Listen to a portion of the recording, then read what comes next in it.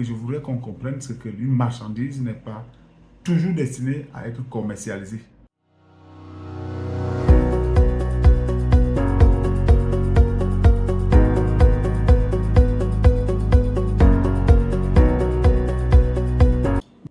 Salut, salut. Je m'appelle Roman Magloire Ngabsala.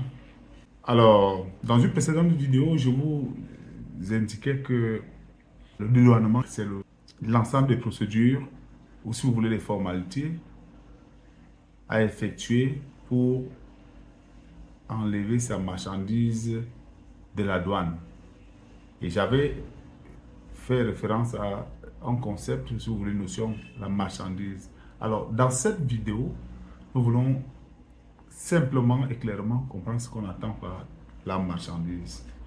Pourquoi ici il faut connaître ce qu'on entend par marchandise? Pendant mes services, j'ai rencontré de nombreux usagers qui n'avaient pas véritablement compris cette affaire de marchandise. Parfois, des usagers qui avaient importé des cargaisons emballées dans des contenus un peu plus volumineux estimaient que la marchandise pour eux c'était simplement ce qui était comestible pour certains, d'autres parce que naturellement les emballages parfois seront détruits. D'autres pensent également qu'une marchandise c'est ce qu'on va vendre une fois entré dans un pays. Pour d'autres encore, c'est peut-être l'ensemble de ce qui entre dans un pays, notamment lors d'une importation. Et moi, je suis davantage partisan de la troisième étape. Quand je dis moi, c'est dit que l'orthodoxie conçoit la marchandise comme étant l'ensemble, cet ensemble constitué des objets, ou bien si vous voulez, même des services. Vous allez comprendre pourquoi je parle de services, parce que de plus en plus, il y a des services en ligne qui sont les transferts en ligne via l'Internet ou si vous voulez toute forme de téléchargement par les TC dont on considère comme étant des marchandises. Donc la marchandise, c'est tout service ou tout objet qui franchit le corridor douanier à l'importation ou à l'exportation. Cela n'a rien à voir avec l'objet de cette importation.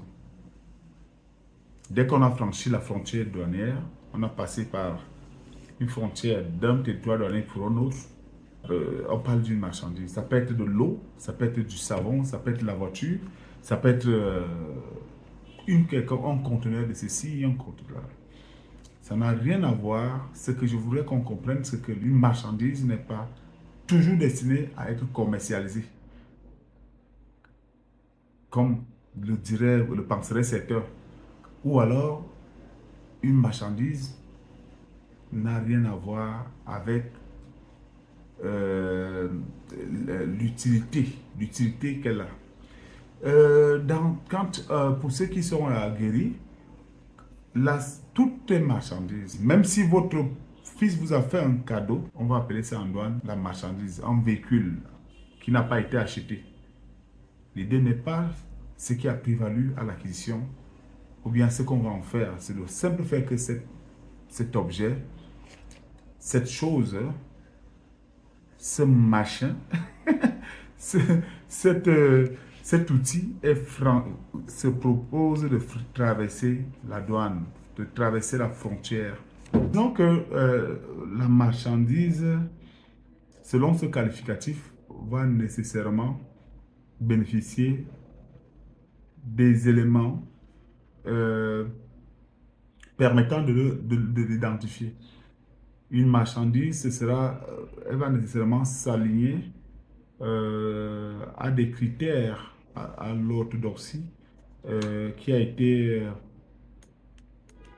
régit le commerce international. Donc, on ne peut parler donc de marchandises que dans le cadre, à l'import et l'export, que dans le cadre des résolutions du commerce international. C'est-à-dire que le commerce international, on ne va pas aller chercher dans la littérature pour faire un gros document là maintenant. Disons que le commerce international, l'échange de biens et de services entre les États, entre les continents. C'est cette mouvance-là qui a vu le jour avec la mondialisation qui permet, n'est-ce pas, de statuer sur les flux d'importation et d'exportation de chaque pays. Après, derrière cette histoire, on va vous amener toutes les notions économiques et macroéconomiques, si vous voulez, sur peut-être la balance commerciale. C'est-à-dire que on compare les exportations qu'un pays fait avec les importations que le pays va faire. On va vous amener sur des histoires comme la balance de paiement, qui n'est autre chose que la déduction de ce qu'on a fait en termes d'import et d'exportation. Maintenant, du point de vue de la valeur, donc, parce que quand on vend des marchandises à l'étranger, il y a de l'argent qui entre dans le pays. On appelle ça des devises. Et quand on exporte, on sort nécessairement aussi des fonds. Donc, on va voir. L'idéal étant ici que ce qui est acheté soit inférieur à ce qui est vendu. C'est une logique en fait qui gouverne le commerce. Il faut vendre plus qu'on achète pour s'assurer qu'on a plus de revenus pour ne pas s'appauvrir. Les pays s'arrangent donc généralement à faire ce genre de choses. Vous voyez donc que même si la marchandise n'est pas taxée en douane, elle doit absolument être rattachée, elle doit être identifiée et on doit lui attribuer une valeur. On doit lui attribuer une valeur, ne serait-ce que pour les questions de statistiques du commerce international. Oublions donc toutes les considérations que nous avions sur. Je n'ai pas acheté, donc on m'a fait cadeau, ce n'est pas une marchandise. Ou alors, je n'ai pas acheté, on m'a fait cadeau, ou bien ce n'est pas à ce prix que j'ai acheté, donc ce n'est pas une marchandise. Tout ce qui entre, par exemple, dans un conteneur, que ce soit les palettes, pour ceux qui sont au port, les palettes qui servent à transporter, à superposer, à équilibrer certains produits, c'est des marchandises. Je prends les sacs qui vont peut-être servir à des entreprises qui font dans la transformation ou bien qui vont réexporter ces sacs-là plus tard. Il faut les déclarer en douane. C'est des marchandises. Parfois, on néglige parce que c'est des faibles quantités, mais en tous les cas, il faut les déclarer pour que vous n'ayez pas de... Pour la petite anecdote, quand je venais de commencer le travail en tant que jeune inspecteur de douane, je crois en 2000, je crois dans les années 2000, 2011, 2010, 2011, j'avais étudié un dossier qui se rapportait à une entreprise exportatrice qui fait dans les mines. Elle n'a pas, au moment où elle a trouvé, le problème était qu'elle n'avait pas trouvé bon de déclarer une exportation de la matière première du minerai qu'elle avait découvert. Sauf que cette marchandise, une fois sortie, sans véritablement déclarer, faire l'objet d'une déclaration en douane, je ne sais pas comment ils ont fait, peut-être c'était de faibles quantités, ils ont mis dans une mallette, je ne sais pas comment ils ont fait.